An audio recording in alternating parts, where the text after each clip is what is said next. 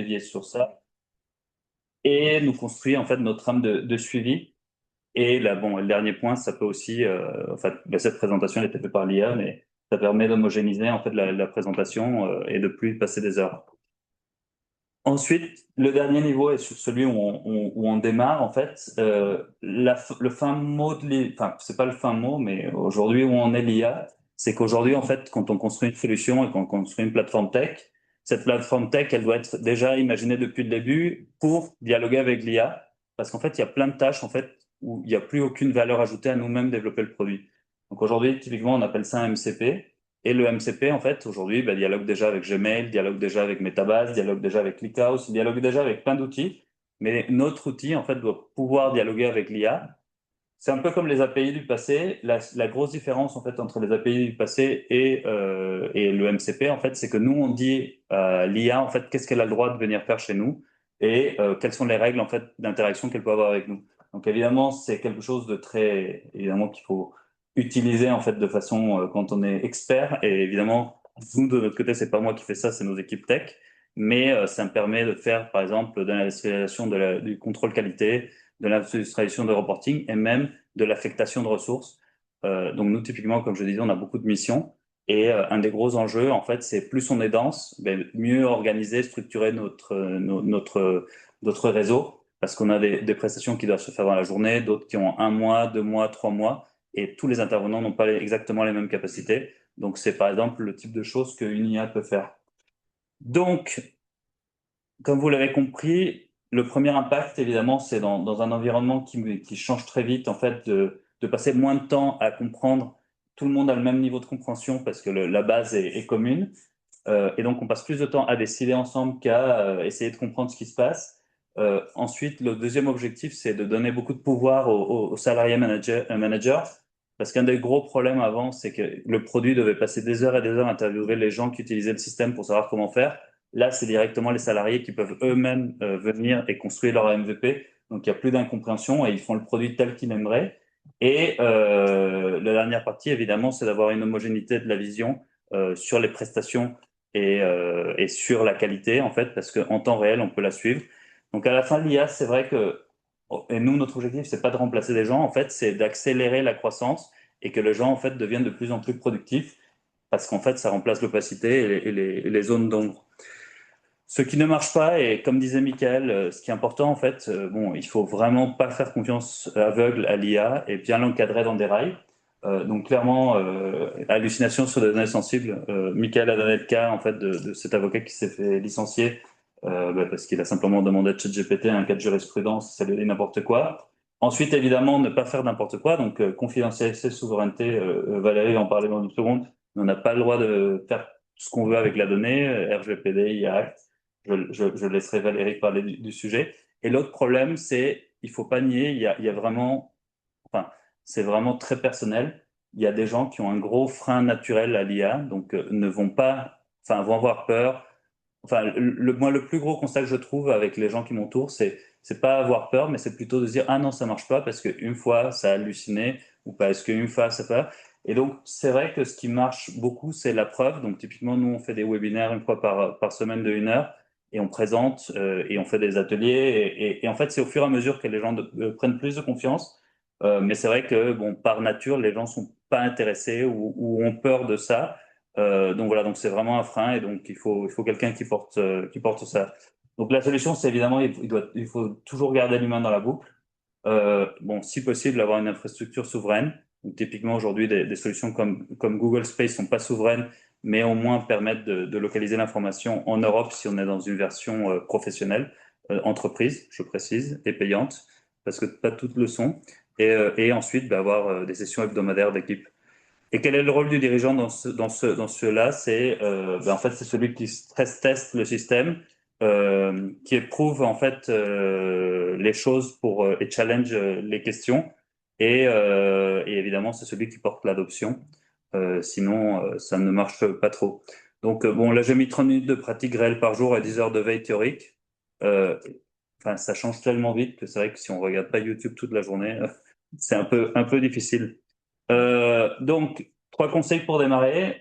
Partez avec quelque chose de vraiment douloureux. Donc quelque chose qui est très pénible. Donc moi, le premier sujet sur lequel je suis parti, c'était le recouvrement, parce que ça me rendait fou. Donc on a plus de 12 000 factures. Et bon, donc là, typiquement, c'était une douleur partagée par beaucoup de gens dans l'équipe. Et résultat, en arrivant à résoudre ce problème et en ayant des résultats probants. Donc nous, on a eu des résultats probants sur, par exemple, les DSO, mais phénoménal. Les résultats, ça prouvait à tout le monde que ça marchait. Et voilà. Et donc, il y a des choses qui vont pas marcher. Donc, clairement, mesurer et tuer. Donc, donner des KPI. Et si jamais ça marche pas, on passe à autre chose. Mais il faut pas avoir peur. Donc, nous, on a lancé, je pense, plus d'une centaine de MVP, de Minimum Viable Products avec l'IA depuis 2 mois. Voilà, quand ça marche pas, on passe à autre chose, mais il faut pas s'en priver. Et donc, dernier mot, donc, bon, clairement, c'est pas une baguette magique, on rentre pas son business plan dans l'IA, ça fait la boîte tout seul. Donc, clairement, c'est un outil qui est très exigeant. Moi, personnellement, je pense que je travaille beaucoup plus qu'avant, mais en tout cas, ça m'amuse beaucoup plus et ça valorise vraiment le savoir-faire parce qu'on peut faire plein de choses qui nous prenaient des heures de façon très, très, très rapide. Euh, voilà pour moi. Merci. Merci, Paul. Alors, on va passer justement à une séance de questions. Alors, moi, j'ai une première question, parce que vous avez parlé de ça, finalement, je crois, tous les trois, l'importance du front. Est-ce que ça veut dire que l'adage garbage in, garbage out est toujours vrai Oui. ou pas? Oui, la réponse est dans la question. Je la pose quand même, vous n'êtes pas un spécialiste. Bah, enfin, le principe, c'est que pour effectivement donner le plus d'informations possible à l'IA, elle se base sur le contexte que vous lui donnez. Il faut imaginer qu'à chaque fois que vous lui parlez, c'est comme si vous rencontrez quelqu'un qui vous connaît pas, connaît rien de vous. Si vous lui dites, je veux que tu me rédiges un NDA, c'est quoi l'objectif? Qu'est-ce que tu attends? Est-ce que tu es une entreprise? Est-ce que tu t'adresses à une entreprise? Alors que si vous lui dites, rédige-moi un NDA, je suis repreneur, solopreneur, je m'adresse à des entreprises de 10 à 50 personnes, je veux que le NDA soit pas engageant. Voilà, si vous lui là, il va potentiellement être capable de vous faire un truc un peu plus qualitatif. C'est un exemple comme un autre, mais plus on va lui donner de contexte, mieux ça va être. Ouais. Nous, on a inventé le mot pour que les gens n'oublient pas quand ils font un prompt, c'est la trinité du prompting. Et donc, la trinité du prompting, c'est simplement what, why and how. Et donc, voilà, si ça répond à ces 3 questions, le prompt, ben, il est bon. Et si vous voulez, vous pourrez rajouter le what, mais bon, Il y a diverses méthodes, effectivement. on l'appelait trinité plein de du moyens. prompting. Ouais. Le craft, le contexte, Ok. rôle, action. Alors, on a deux questions à distance, mais on peut peut-être pour l'instant passer la parole à la salle. Alors, qui veut poser une question? Madame, allez-y. Par votre exposé. Je voulais vous demander quel type de mission vous avez. De mission de terrain? Ouais. Les inspections sur le terrain? Non, vos clients. Vos clients, c'est quoi chez vous? Nos clients, en fait, leur problématique, c'est donc soit ils ont des patrimoines très très grands et ne le connaissent pas forcément, et donc dans le cadre de leur stratégie patrimoniale, doivent connaître leur terrain, donc leur immobilier. Soit nos clients, le business de base historique avant que on a déposé 4 brevets, et donc avant que la solution avec les brevets soit disponible, notre business historique, en fait, c'était la gestion donc locative et la partie état des lieux. Et là, leur objectif de base, en fait, c'était d'avoir le rapport le plus juste propriétaire-locataire. Et la solution, ce que ça permettait de faire, en fait, c'était d'avoir de la cohérence, indépendamment de qui faisait le rapport, que ce soit à Marseille ou à Lille. Il y avait une cohérence, c'était exactement la même chose qui ressortait. Et sinon, aujourd'hui, et en fait, ce qu'on fait depuis que la nouvelle solution est prête, c'est vraiment, je donne un exemple tout bête, mais en France, il y a 850 000 copropriétés. Les copropriétés, évidemment, en France, sont extrêmement vieilles et anciennes parce qu'elles existent depuis longtemps. Et aujourd'hui, typiquement, les assureurs se posent des questions sur voilà, quelle est la prime de risque, parce qu'on a vu hier, il y a un 5e étage qui s'est effondré. Enfin, il y a des choses comme ça. Et donc aujourd'hui, typiquement, d'être en mesure de visiter des copropriétés, de sortir un indice de risque grâce à ces visites, en fait, ça fait partie. Et sinon aussi, la valorisation patrimoniale. Donc aujourd'hui, quand vous rentrez sur une solution, sur une solution IA, donc il y a plein de solutions qui le permettent, ça vous donne une valeur, mais c'est pas une valeur d'expert. Et donc nous, ce qu'on fait, c'est qu'on travaille avec des experts, on collecte la donnée pour les experts, et les experts utilisent leur logiciel avec notre donnée pour donner une valorisation qui est à valeur probante et qui est signée par un expert. Donc en gros, on collecte de la donnée en fonction des besoins du client, mais voilà, c'est très, très varié. En fait, vous êtes parti d'un métier extraordinairement classique, C'est les tics, ouais, le classique à part, exactement. et vous l'avez transformé en un temps record pour faire une solution qui, évidemment, va transformer la donne. Ouais, non, oui, exactement. En fait, en gros, c'est ça, en fait, c'est le métier du TICS, Test, Inspect and Control, mais évidemment, les TICS sont tous restés soit très techniques et ne sont jamais rentrés dans, par exemple, l'état des lieux, c'était quelque chose que personne ne s'intéressait. Et nous, c'était vraiment ça l'objectif. En fait, l'objectif, c'est de pouvoir industrialiser le TIC. Et typiquement, il y a un client qui nous demande de faire une inspection et, par exemple, de vérifier je sais pas, dans cette salle, tout ce qui est lié au feu, ben en fait on peut customiser. Bon, le feu, il y a déjà des inspections, mais on peut customiser une inspection avant, on la lance et ensuite le client peut revenir lui-même et continuer à la faire autant de fois qu'il veut. Je vous en prie. D'autres questions dans la salle, je crois, au fond. Pour Michael, Oui. bravo, merci.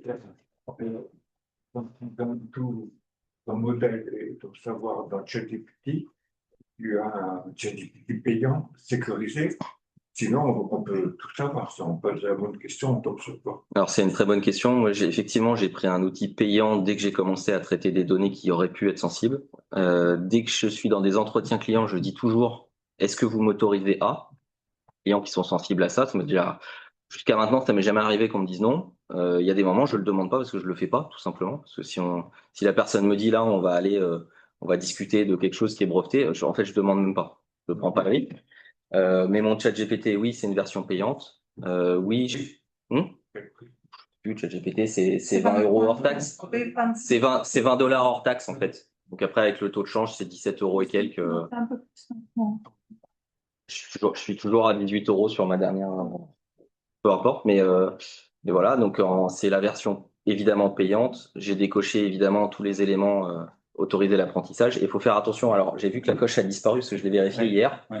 Mais il y avait une coche aussi dans les GPT avant. Tout en bas, quand on remettait les instructions, blablabla. Et en bas, il y avait un truc, il fallait déplier. Il y avait une coche autoriser les données qui étaient en plus du compte générique. Donc ça, fallait faire attention à le décocher. Donc voilà, je vois qu'il y a même une question qui est un peu dans le même style Oui, sur alors c'était, voilà, en ligne. Quid de la dans la confidentialité des question, utilisations de transcription? Alors évidemment, quand il y a des données hyper confidentielles, je ne gère pas avec ChatGPT. Mais généralement, les données confidentielles passent par c'est les nomenclatures de documents, c'est les plans. Tout ça, je le gère pas avec l'IA parce que ça fait partie de mon savoir et c'est la valeur ajoutée que j'ai. C'est d'analyser les plans, d'analyser les nomenclatures. Et ça, c'est du travail itératif. Je le fais pas avec l'IA, ça. L'IA, je l'utilise vraiment pour automatiser des choses qui sont sans réelle valeur ajoutée en tant que telle. Rédiger un article LinkedIn, passer 2 heures à le rédiger, la valeur ajoutée, elle est juste de donner le thème que je veux faire, retraiter l'article avec l'intention que j'ai. Mais le fait de le rédiger, c'est pas une valeur ajoutée en soi. Je suis pas rédacteur. Voilà. Quelqu'un qui serait rédacteur web, oui, peut-être. Mais Alors, Un détail, il peut injecter dans LinkedIn le post. alors moi je l'utilise pas, mais il y a des outils qui utilisent l'IA, qui font la rédaction, le lien avec LinkedIn, etc. Alors attention parce que LinkedIn a pas mal banni les automatisations, donc mais c'est d'autres outils qu'il faudrait payer pour. Moi je le fais à la main parce que c'est pas mon métier, j'en fais 2 par semaine. Pour 2 par semaine, je n'utilise pas un truc ça me permet de copier, coller, mettre la photo, faire les tags, etc. J'ai pas envie d'automatiser ça, ça me prend pas beaucoup de temps. Mais voilà, mais une société qui serait rédactrice web, qui le ferait pour des clients, évidemment, ils utilisent l'IA pour automatiser tout. En fait, une des premières choses à apprendre, c'est vraiment comment effectivement bien paramétrer son outil. Mm. Parce que comme le disait Michael, il faut faire attention de bien décocher certaines cases. Voilà.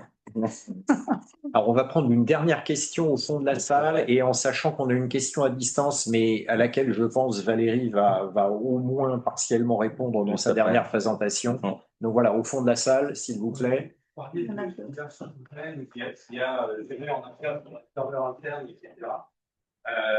Vous avez mis en place une IA. Ouais, donc on a des clients sensibles, très sensibles, et donc résultat, on a migré toute notre infrastructure chez Scaleway. Donc on était chez AWS, on a migré chez Scaleway toute la partie sensible. Et Scaleway, Scaleway, c'est la solution de Xavier Niel. Et à l'intérieur, en fait, on a tous les modèles. Donc il y a Mistral, il y a Gwen, il y a tous les modèles. Et en fait, quand on lance un process à l'intérieur de la base de données, en fait, on choisit le modèle, mais tout est fait en France. Et même si c'est un modèle qui n'est pas français, En fait, la donnée ne sort pas parce qu'elle est cloisonnée par Scaleway. Ouais, c'est des modèles open source.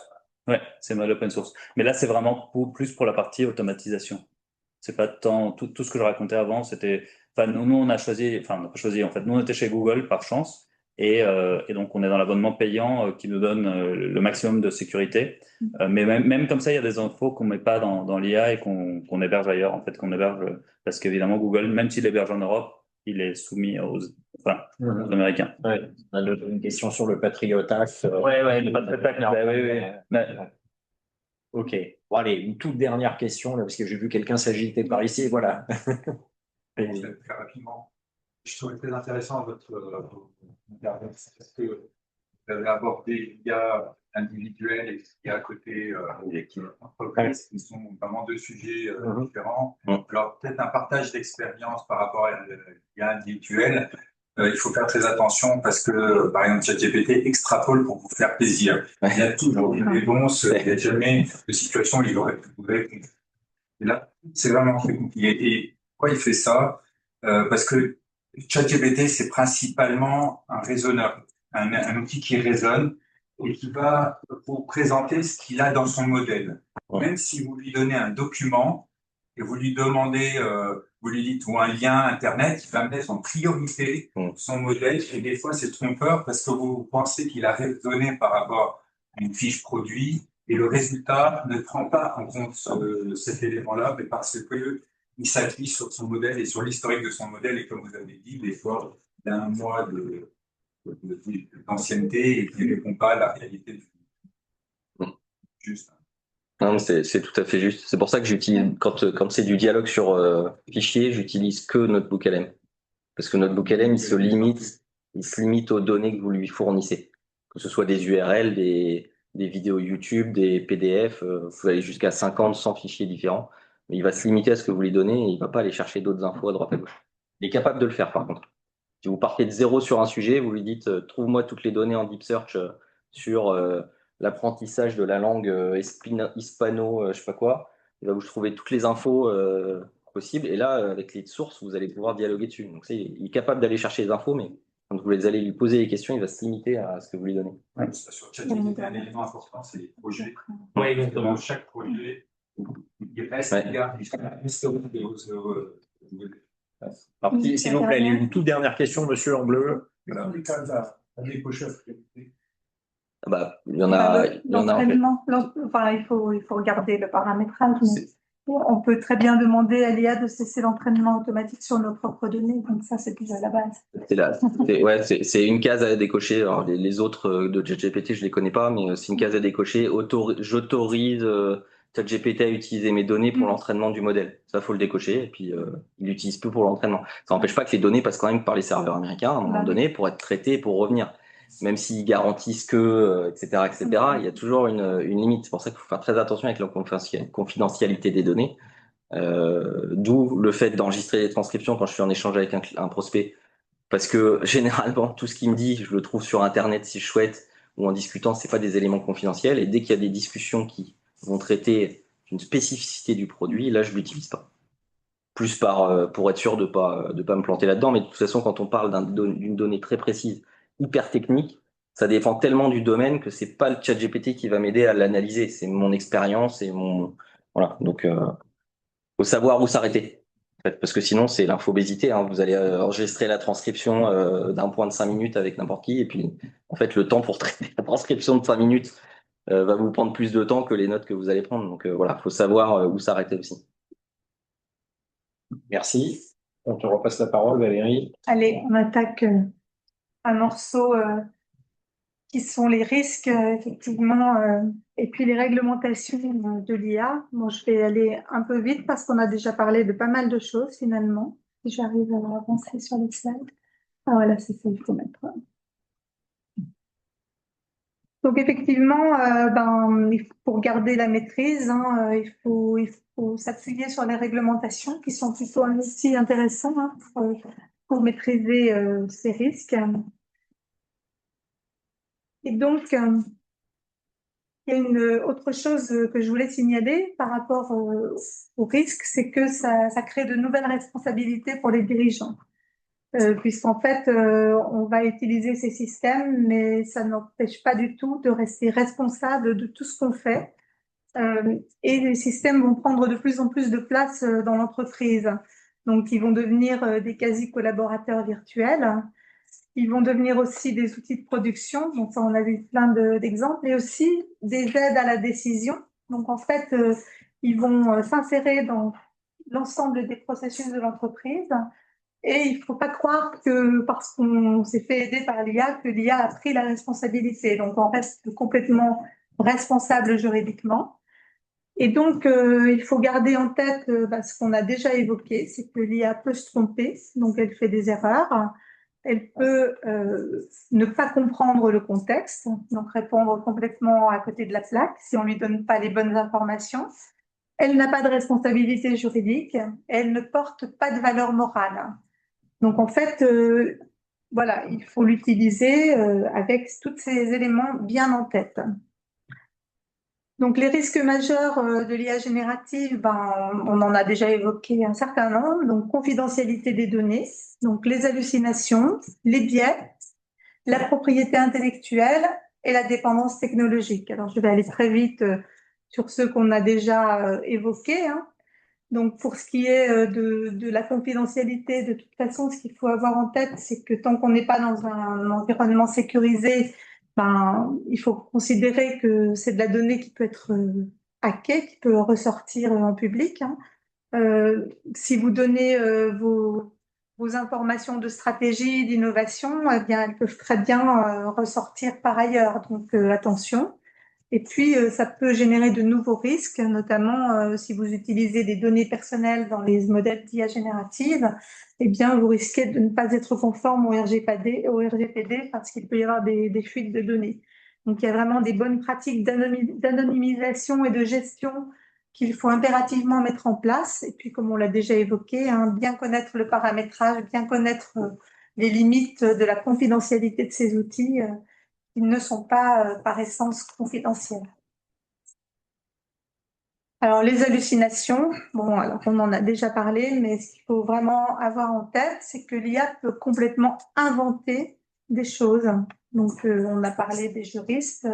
Elle peut, l'hallucination, c'est le fait pour l'IA de vous donner une information tout à fait plausible, tout à fait vraisemblable, avec une grande assurance, même avec des références qui sont parfois fausses, mais qui sont absolument invérifiables et qui peuvent être totalement factuellement fausses.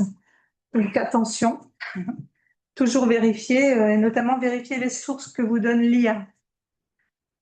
Les biais algorithmiques, alors là aussi, hein, l'IA est entraînée sur les données qui sont disponibles sur le marché. Donc, vous savez bien que voilà, il y a des biais qui sont culturels hein, dans nos données. Et ça, c'est ressorti sur des processus RH, c'est ressorti sur des réponses stéréotypées. En fait, l'IA va être le reflet finalement de la société. Alors, les grandes IA génératives vont essayer d'encadrer ça, hein, de rectifier, mais il faut quand même faire attention. Voilà, l'IA n'est pas neutre, hein. Elle s'entraîne sur les données de la société.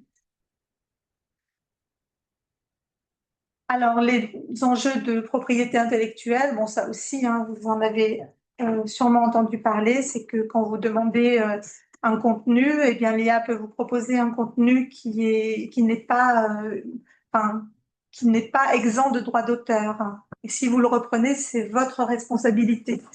Donc, il y a une incidence juridique très importante à utiliser ces contenus, il faut vérifier. Et puis, il y a des cadres réglementaires qui sont en cours de développement. Alors, vous avez dû entendre, hein, aujourd'hui, par exemple, Le Monde a fait un partenariat donc, avec OpenAI pour avoir le droit, justement, enfin, OpenAI a donc le droit de s'entraîner sur les données des grands journaux. Enfin, ils ont fait tout un tas de partenariats pour pouvoir passer, non pas passer outre le droit d'auteur, mais rémunérer les journaux pour pouvoir utiliser les données d'archives du monde et puis les données d'archives également d'un certain nombre de journaux américains. Donc tout cela est en train d'être réglementé et des solutions sont en train d'être trouvées pour que chacun y trouve son compte. Alors le risque des deepfakes, je voulais quand même en parler parce que on le sait aujourd'hui avec les IA génératives, on n'aura plus jamais l'assurance qu'une image représente la vérité. Bon, il y a eu cette histoire à Hong Kong, hein, qui était, je crois, en 2022 ou 2023, d'une société qui a transféré 25 millions d'euros après avoir fait, enfin, la personne qui a transféré les fonds avait eu un COMEX avec toutes les personnes de son COMEX en visio, et c'était uniquement des clones, donc qui avaient été répliqués. Donc, il faut vraiment faire attention maintenant. L'image n'est plus ce qu'on croit. Enfin, bien sûr, les sociétés sont en train de mettre en place des garde-fous, mais je pense qu'on va de plus en plus loin sur le plagiat et sur, voilà, sur la réplication. Donc, ça soulève pas mal de problèmes. Le dernier risque qui est important, c'est la dépendance technologique. Bon, vous n'êtes pas sans savoir qu'on a quand même une grande concentration du marché sur les IA génératives, donc avec une certaine opacité des modèles. Et plus récemment, on a vu les montées en gamme de modèles. Ben, ça a généré pas mal de problèmes pour les entreprises parce qu'il n'y avait pas toujours une pérennité du fonctionnement de ces IA génératives. Donc tout ce qui avait été développé, voilà, ça finit par ne plus marcher quand il y a eu des montées en gamme. Donc, voilà, je pense que les sociétés vont s'adapter, mais c'est quand même un risque important. Et puis aujourd'hui, on a des coûts très bas, mais vous avez vu aussi que ChatGPT est en train de lancer la publicité. Ça veut bien dire qu'il y a des problèmes de rentabilité et que demain, on ne sait pas du tout combien vont coûter ces IA génératives. Et d'autant plus qu'elles consomment énormément d'électricité et que s'il y a un choc sur les prix d'électricité, on peut avoir aussi des surprises. Donc voilà, il y a une forme de dépendance à ces IA génératives qu'il faut maîtriser parce qu'on ne sait pas ce dont l'avenir sera fait. Donc nous avons pour nous protéger un cadre juridique européen qui est très élaboré puisque l'Europe a choisi donc d'être la première au monde à réguler l'intelligence artificielle et d'une manière générale tout ce qui tourne autour de la donnée. Et donc elle a construit un écosystème de réglementation dans lequel on a décidé de ne pas réguler la technologie elle-même, mais de réguler les risques qu'elle fait peser, donc sur les environnements, sur les personnes, sur les marchés et sur la société dans son ensemble. Donc c'est une approche par les risques. Donc c'est une approche qui vise à créer un environnement de confiance, donc avec une protection contre les défaillances techniques, un cadre de sécurité, protection de la vie privée, protection des citoyens, protection contre les discriminations, avec l'Europe veille à l'équité et à la transparence algorithmique, tout en essayant de maintenir l'innovation, justement en ne régulant pas la technologie elle-même, mais en protégeant les droits fondamentaux des citoyens. Donc l'idée, c'est de faire peser la responsabilité donc de l'encadrement des risques sur les acteurs, donc sur les utilisateurs de ces IA génératives. Donc ça crée des obligations pour tous les utilisateurs. Alors il y a 5 piliers de cette réglementation européenne. Donc le premier pilier, c'est le RGPD, dont on a déjà parlé, que vous connaissez tous de toute façon. C'est la réglementation sur la protection des données personnelles, donc qui s'applique bien évidemment à l'IA générative. Donc ensuite, vous avez la DSA. Donc alors que je retrouve les acronymes. Digital Services Digital Service Act.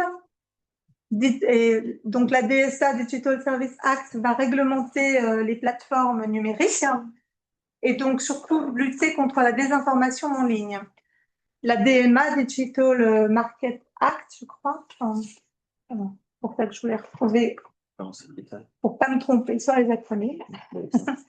Donc Digital Market Act, donc lui, il va réglementer donc les plateformes numériques pour veiller à ce qu'il n'y ait pas de biais dans la concurrence, donc notamment avec une concurrence déloyale.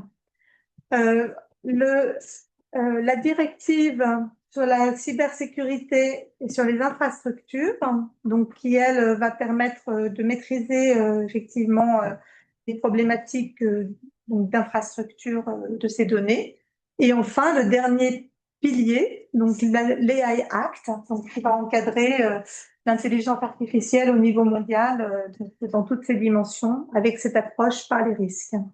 Donc en fait, vous voyez bien qu'on couvre tous les domaines qui peuvent présenter un risque pour les citoyens de l'Union européenne. Donc RGPD, je ne vais pas en parler longtemps parce qu'on a déjà beaucoup dérivé longtemps.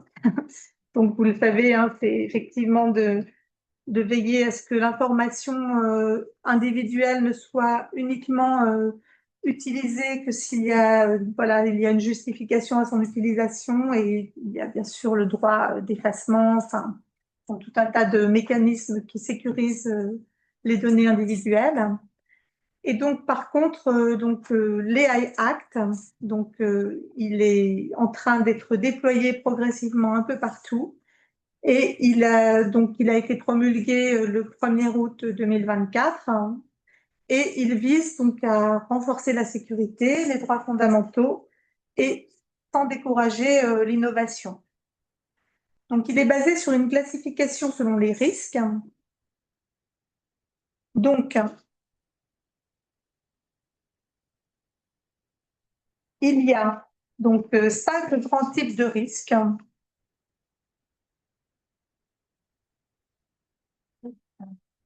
Donc le risque inacceptable. Donc le risque inacceptable, c'est le risque qui est totalement interdit. Donc dans le risque inacceptable, il y a bien sûr la notation sociale, comme ça a été le cas en Chine.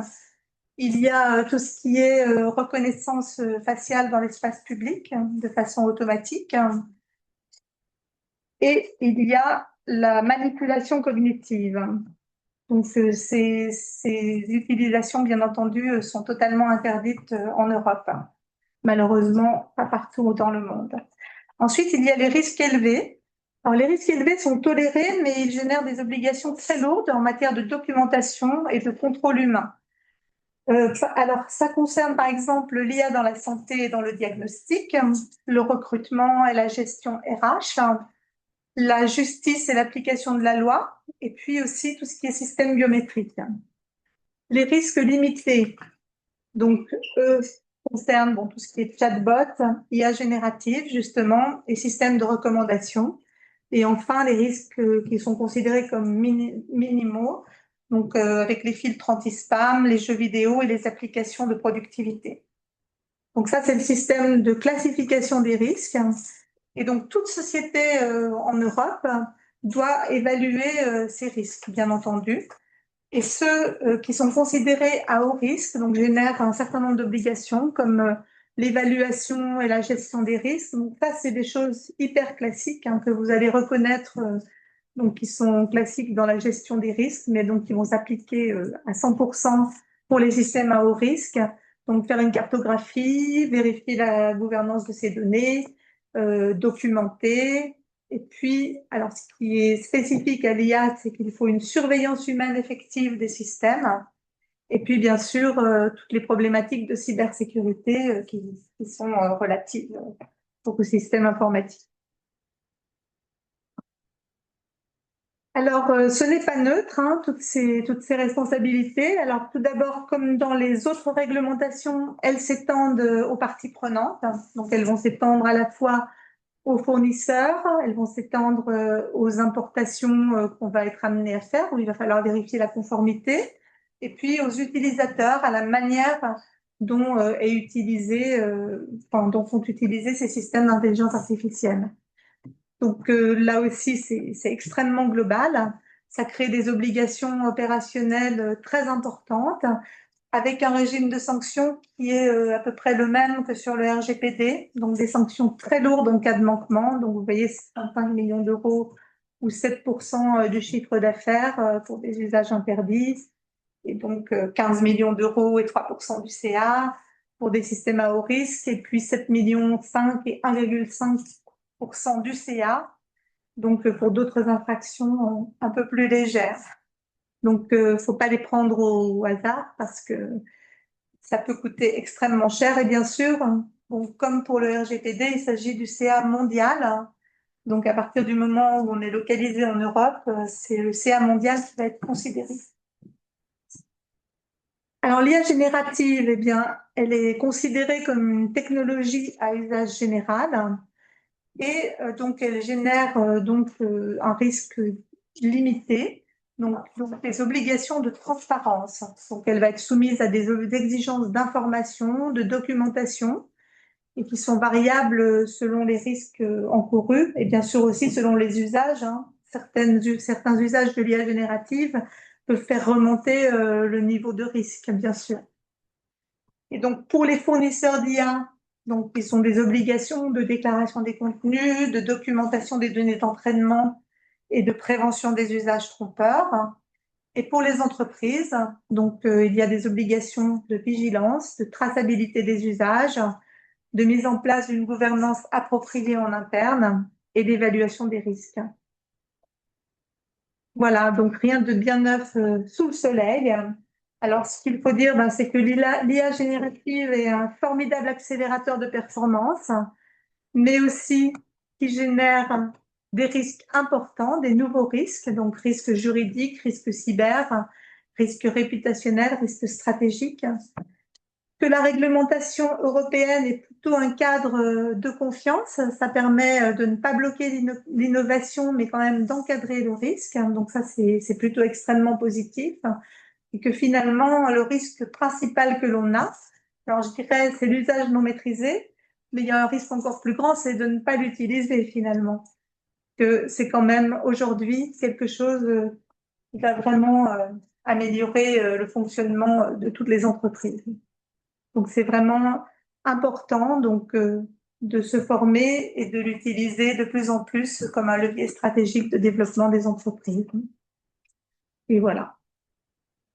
Et moi, je sais qu'il est tard, mais j'ai quand même une question fondamentale. C'est sur la territorialité. Oui. Et bon, si on est un petit consultant en mission, on a un petit chiffre d'affaires, on travaille pour un grand groupe, on peut mettre un savoir-faire, des données, des informations stratégiques de ce grand groupe complètement vulnérable vis-à-vis d'un centre de données qui est aux États-Unis, qui va absolument pas respecter tout ça. Ça, c'est effectivement, c'est ce que tu fais. Si je ne coche pas. Complètement. Mais ce que je veux dire, c'est que ma responsabilité, parce qu'en fait, là, on est territorialement ou en tant qu'acteur, c'est moi qui vais être responsable. Mais je vais être limité en responsabilité à un chiffre d'affaires qui est ridicule vis-à-vis du grand groupe, parce que je ne peux pas rembourser les millions de pertes de réputation, de chiffre d'affaires, tout ce que vous voulez. Je dirais que ça, c'est l'IA Act qui va le gérer, mais ça, c'est une amende. Derrière, si vous avez un NDA avec votre grand groupe, c'est le NDA qui va primer, et là, c'est du contrat du droit des affaires. Donc, si effectivement le grand groupe vous dit, vous avez partagé une donnée sans vérifier que, alors qu'on vous avait dit que c'était sensible, ça fait partie de la NDA, et que dans le NDA, vous avez une pénalité de 1 million d'euros par événement, voilà. Donc la pénalité du grand groupe, elle joue plus sur du contrat, en fait. Oui, mais en tant que petit consultant, j'ai aucun intérêt à utiliser ça, puisque de toute façon, vous savez ce qu'il faut décocher, mais si les 3/4 du temps, on n'a pas complètement le contrôle des données qu'on utilise, en fait, on s'expose en tant que petit consultant, exactement ce que vous dites, à une amende complètement disproportionnée, puisque effectivement sur les NDA, on n'est pas limité, on peut pas vraiment se limiter beaucoup. C'est pour ça que sur l'usage, il faut que ce soit rationalisé. Il y a des contrats qui garantissent l'isolation complète des données, mais c'est des contrats professionnels, payants. En fait, c'est là où je voulais en venir, c'est qu'en fait, il faut absolument, à partir du moment où on est dans des missions de conseil, aller payer les bons contrats plutôt que d'essayer de bricoler avec quelque chose qui nous expose. Oui, même conscient du risque, oui, bien sûr. Et même pas toutes les versions payantes sont communes. Oui, c'est sûr. Il faut bien vérifier. Donc, En fait, il y a des versions payantes qui sont, enfin voilà, qui partagent pas les données, mais qui les mettent quand même sur un cloud américain. Oui. Donc effectivement, si on est, Voilà, c'est d'avoir- si on n'a pas envie, voilà, que le gouvernement américain aille regarder, c'est un peu embêtant. Mais il y a d'autres versions où on peut avoir un cloud dédié.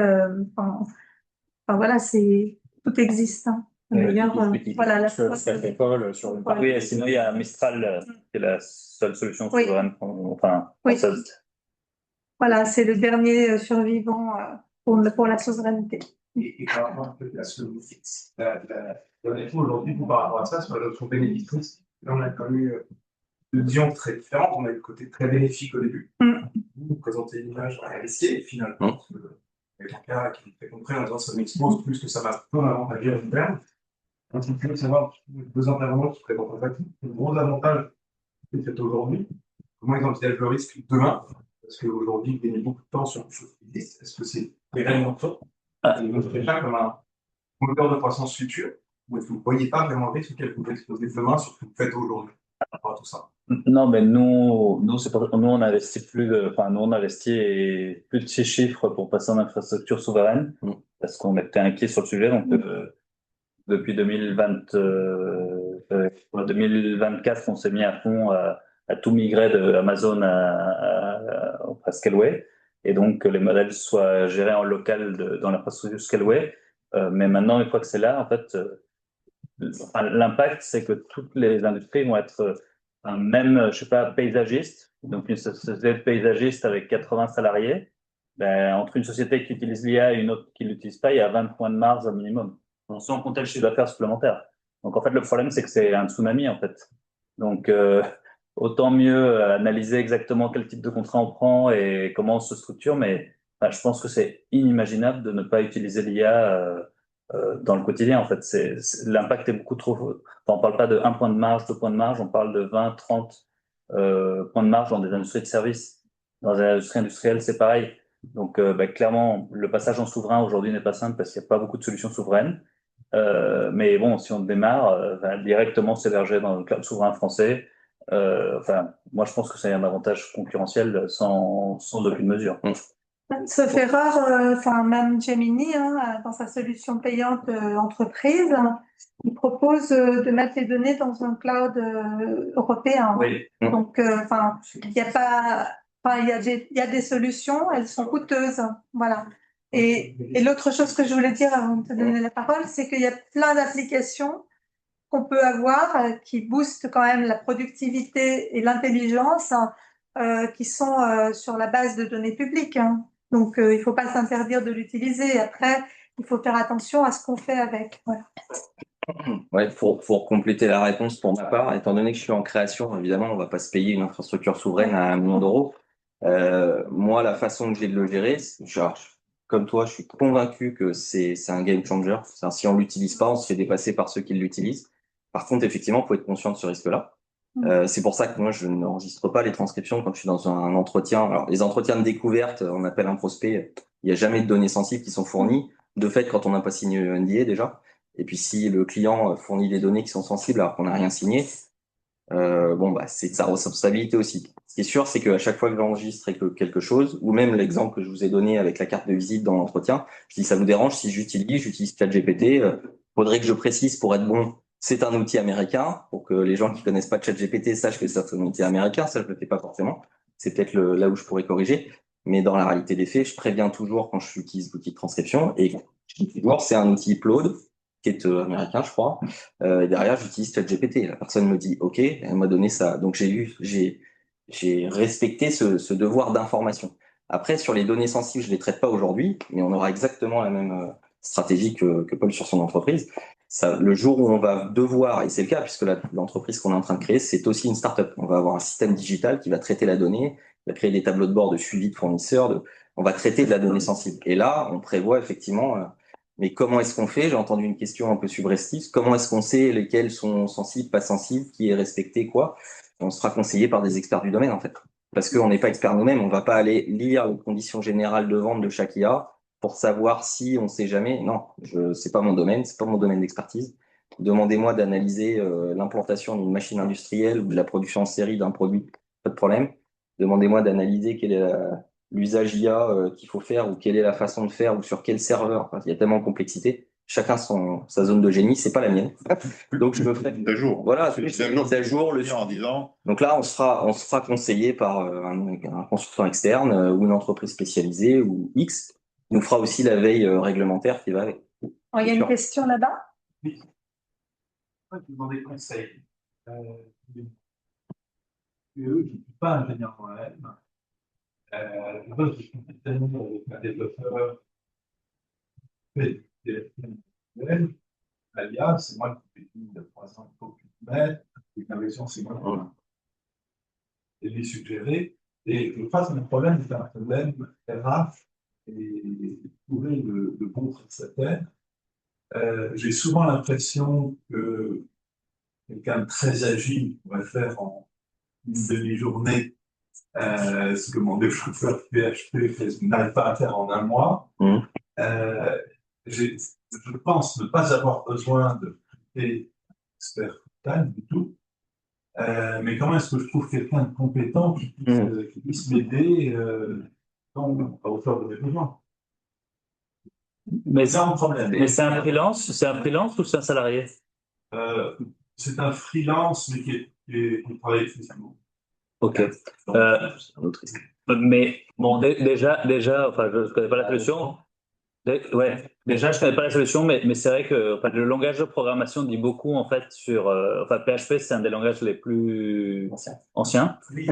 Donc aujourd'hui, clairement, quelqu'un qui est en PHP, qui code depuis 20 ans en PHP, pas besoin forcément d'aller, enfin, curieusement aller voir d'autres choses parce que sinon, très probablement, il aurait déjà intégré d'autres technos. Donc ça c'est le sujet, mais aujourd'hui en fait pour tester les gens, en fait la meilleure façon de tester les gens en fait c'est de voir si spontanément quand on est en entretien avec elles, ils proposent des solutions comme ça. Donc aujourd'hui clairement quand on va voir des freelances en fait en dev et qu'ils ne parlent pas d'IA et qu'ils n'expliquent pas comment ils travaillent et qu'ils n'expliquent pas comment ils testent de façon récurrente, c'est quand même un mauvais signe. Et sinon aujourd'hui il y a des, enfin typiquement, enfin je sais pas comment vous l'avez retrouvé votre freelance. Mais aujourd'hui, il y a des plateformes, en fait, bon, typiquement Malte. Et dans Malte, en fait, on appelle son conseiller, on lui dit, ouais, voilà ma problématique. Et ils vont vous aider, en fait, à trouver un conseil. Mais bon, la réalité aujourd'hui, c'est qu'il y a très peu de gens. Enfin, aujourd'hui, je pense enfin, dans les équipes dev, ça doit être à peu près 20% des devs qui se sont mis à l'IA. Et donc, résultat, c'est une denrée rare parce que enfin, une fois qu'un dev se met à l'IA, sa productivité, évidemment, si on lui donne bien ce qu'il faut faire. Si on lui dit pas ce qu'il faut faire, il va. Enfin, mais un dev en fait qui utilise l'IA de façon naturelle, c'est exponentiel. En fait, il a un pouvoir de travail. Enfin, il fait ce qu'il aurait fait enfin une équipe de 4 personnes pendant 3 mois fait en 5 heures. Une personne fait en 5 heures. Donc, enfin, c'est simplement, ça n'a rien à voir. C'est game changer. Parler de la transparence, est-ce qu'il existe une transparence algorithmique sur les algorithmes? Parce que sur le data lake, je vois comment on peut le rendre privé et donc avoir une certaine transparence et savoir ce qu'on va faire dessus. Mais si on utilise des outils, on n'a pas de transparence algorithmique. Ben, en fait, enfin, oui, il y a de la transparence algorithmique dans les modèles open source. En fait, on a toutes les pondérations et donc, mais bon, enfin, pour aller comprendre les 100 millions et les différentes couches de neurones, comment elles sont faites et les transformers, c'est très très complexe. Par contre, c'est ouvert, donc tous les modèles ouverts. Et aujourd'hui, la plupart des modèles ouverts, c'est quand même des modèles chinois, mais la donnée est ouverte. Par contre, dans les modèles comme ChatGPT, Claude, etc., c'est close. Et là, on ne sait pas du tout comment c'est la pondération. Mais ben, aujourd'hui, même les gens de Claude ou de ChatGPT ne comprennent pas comment fonctionnent les modèles. Donc, même eux écrivent des dossiers ils se posent la question, est-ce que l'IA résonne, ne résonne pas? Et en fait, ils passent leur vie à se poser des questions métaphysiques parce que même eux ne comprennent pas parce qu'il y a trop de variables. Donc, moi, je dirais que ça sert pas à grande chose, même si c'est passionnant, mais ça sert pas à grand chose de vraiment comprendre les pondérations des modèles. Plutôt la structure du modèle, ça c'est intéressant, mais la pondération à l'intérieur même, faut vraiment être super calé. Oui. Le générateur de biais aussi. Ouais. Ben, les biais, on peut les tester. Oui, les pièces, ça se teste. Ouais, les biais, on peut les tester. Ça, on peut, il y a des tests, enfin, il y a des tests qu'on peut faire. Oui, les grands systèmes, enfin, tout un protocole de test quand ils passent de version pour vérifier qu'ils introduisent pas des choses, contrairement à des grocs, par exemple, qui testent pas forcément. D'autres questions? Où en sont les Chinois et quelle protection faut-il avoir vis-à-vis de ces gens-là? Les Américains sont plutôt longs. Faut pas les utiliser. Ou alors juste pour vérifier, pour regarder la différence entre, voilà, entre l'utilisation. Mais en tout cas, il faut peut-être pas leur donner trop de données confidentielles.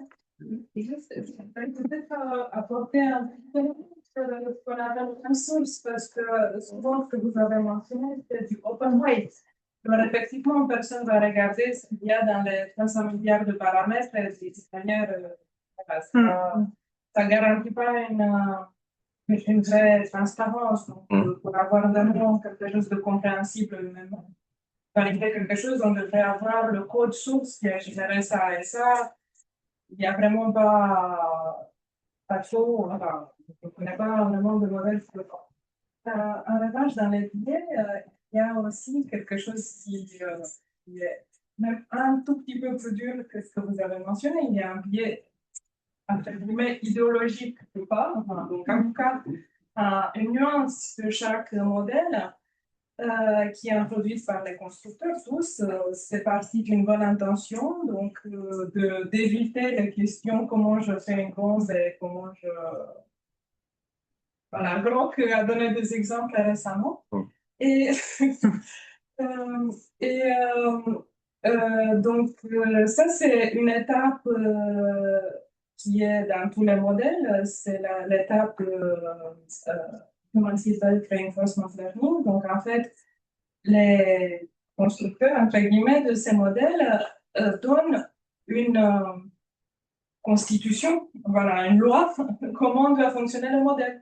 Et là où je dis que c'est un tout petit peu idéologique, c'est qu'effectivement, les Chinois vont introduire leur billet, donc vous n'allez pas pouvoir faire dire à DeepSeek quelque chose contre le PCC. Voilà, chacun va donner sa propre nuance et ou pas du tout. Donc, Grok a comme, entre guillemets, idéologie de laisser tout passer, donc du coup aussi les excès. Donc voilà, il y a quand même des billets qui sont introduits de manière philosophique, on va dire, pour ne pas dire idéologique. Juste un point, en fait, sur les modèles open source, en fait, ce que ça veut dire, c'est qu'on peut les héberger sur une machine offline. Et donc, résultat, de ce fait, il peut pas y avoir de backdoor parce qu'il peut pas se connecter à Internet et tout est les géants locaux. Donc aujourd'hui, on peut avoir un Mac M1 avec un modèle DeepSeek ou avec un modèle Gwen chinois et il fait des tasks d'automatisation sans que ça... Et donc, le seul risque, évidemment, aujourd'hui, c'est qu'on ne sait pas s'il y a un backdoor, s'il n'y a pas de backdoor, s'il peut se connecter à Internet. Mais aujourd'hui, on peut quand même les cantonner et on peut laisser un ordi totalement déconnecté, en fait, faire des millions de choses. Et c'est ça l'avantage des open source, c'est que ils ne sont pas hébergés dans le cloud. Bien. Merci à nos 3 intervenants. C'était, je crois, très intéressant. Merci à vous d'être venus aussi nombreux. Et on vous propose de vous diriger, pour ceux qui peuvent rester avec nous encore un petit peu, vers le mini buffet qui est là-bas. Et puis, ça vous permettra de discuter entre vous avec les intervenants également. Merci beaucoup. Bonne soirée.